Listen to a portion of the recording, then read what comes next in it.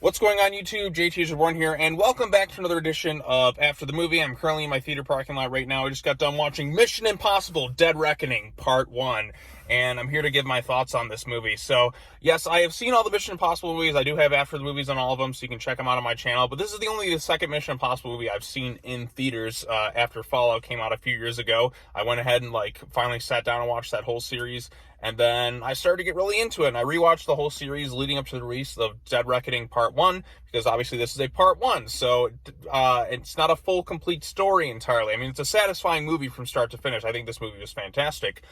Maybe even the best Mission Impossible yet, although Fallout, I think maybe because Fallout's a complete story and this is a Part 1, but I'll have to wait and see how things unfold in Part 2, because this is a crazy-ass movie. This thing is nearly 3 hours long.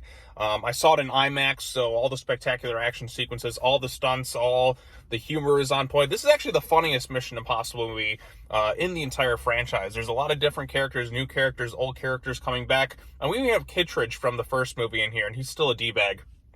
And they have all these other characters with different allegiances going on. You have Esai Morales as kind of this main villain, but there's also a new villain, and it's an AI technology thing called the Entity. So we're really reaching up there in terms of villains in here. Like, this is literally, I mean, everything kind of goes to like a world-ending threat or something like this, but this one really kind of takes the cake. And the movie definitely has its little commentary, if you want, AI and the dangers of it, and what this entity, and everyone's kind of after the keys to control it. It's this all-powerful thing.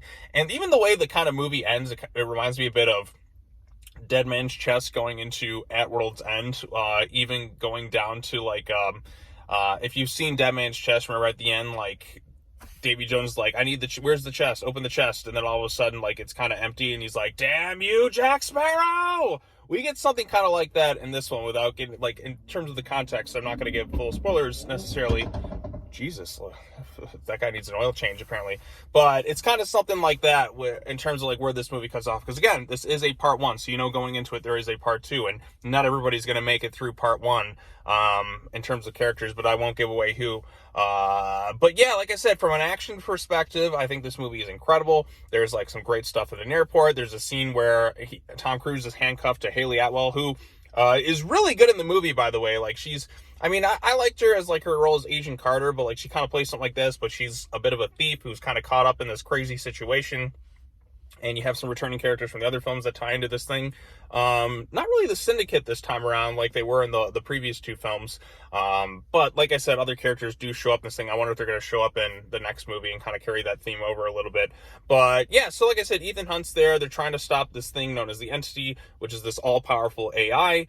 And you have other people going after the different governments. Whoever controls the AI controls the world, basically. So like I said, it is the Pirates of the Caribbean Dead Man's Chest of the Mission Impossible franchise, and the way it ends, and the fact that you have this thing that can take over the whole world, if you will. But Ethan's whole thing is he wants to destroy it because that's just too much power for one nation to have, if you will. So he's gone rogue. You have Luther, you have Benji, you got Ilsa Faust who comes back.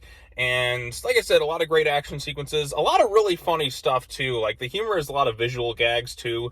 And the audience was laughing quite a bit in certain sequences, but there's the smoothness of it all. There's some the way they pass off data and all that stuff. You have the villain who's almost like the Riddler in a way, with even setting up riddles in that for everyone to kind of go up against.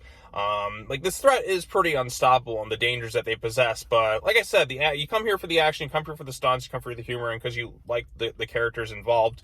And as a Mission Impossible film, I think this one delivers maybe even the best of all, although maybe because it is a Part 1, it's not a full, complete story. I think Fallout may have the edge in that regards, but I was thoroughly entertained from start to finish. Even this movie, it takes a little bit longer to kind of get going than the previous two Christopher McQuarrie Mission Impossible movies were, but that slower build-up kind of makes the payoff a lot more exciting. And of course, Tom Cruise does his crazy stunts. The big one, as you've seen, is him riding a motorcycle off a cliff into a parachute.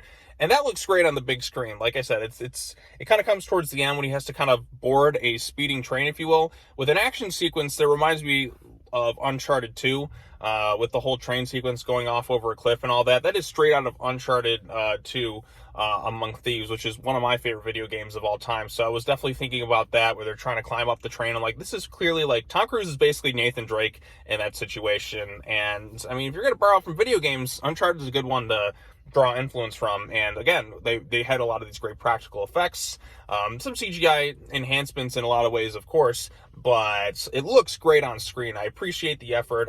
Like I said, the humor is on point, the action is on point. That was a thrill ride, pretty much from start to finish. And even the way some of the directing is, it's kind of done similar to the first movie in some ways, with like kind of the low close-up angles, which Brian De Palma kind of had within the first film. They're kind of brought back a little bit this time around, I guess, since we're incorporating elements from the first movie, with Kittredge coming back, you know, that real douchebag who's in the first movie, where, you know, the chewing gum and throws it up against the glass and it explodes and all that. But yeah, it definitely sets itself up for the part 2. I'm excited to see where this thing goes from here. Even characters within the IMF are kind of like, maybe we go this way, maybe we don't.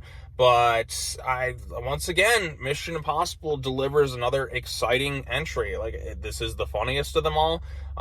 It doesn't, like I said, have the complete story. It's the dead man's chest of this series, if you will, with the way it kind of ends and like kind of the setups for like the next movie and all that. The entity, like I said, is like the heart of Davy Jones, if you will. Like, you control that, you basically control the world, if you will. But it sets it up for a really exciting part 2, where I'm looking forward to see where it goes from there. There is no post-credit scene or anything like that, but I don't know. I'm really looking forward to where this next part like goes into play. I know they've talked about even doing further movies afterwards, but initially I thought Dead Reckonings Part 1 and 2 was supposed to be the big conclusion to the series, so only time will tell if it really is. But I mean, they're kind of running out of things to kind of do with, I mean, I don't know, because they keep finding new ways to kind of build off the previous films and deliver some exciting action and just thrills and pretty much everything. Like, the emotions are there too. The series just keeps getting better. Maybe it's because, like, Tom Cruise is just going all out committed. Like, he has just, like, gone all out with his movies as of late. Like, even before the movie, he does his little intro like he did for Top Gun Maverick, where he's just with Chris McQuarrie, and he's like, hey, thanks for coming out to the movie and all that stuff. Enjoy the film.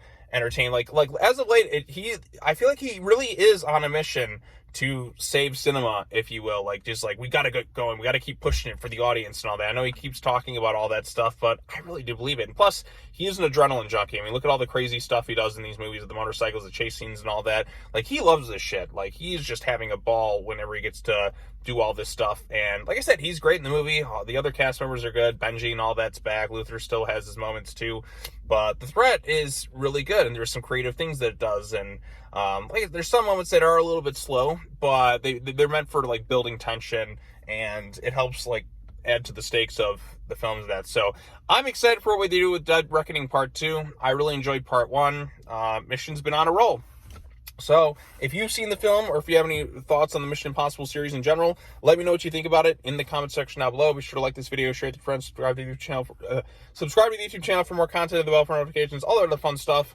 I'll get some more videos out tomorrow. Like I said, I went straight from work, like through hell, like traffic, to try and get to the theater to see this movie at this time. It was like 3 hours. Like, I was in that theater for like over 3 hours, so it is quite a long time. I didn't even really eat dinner.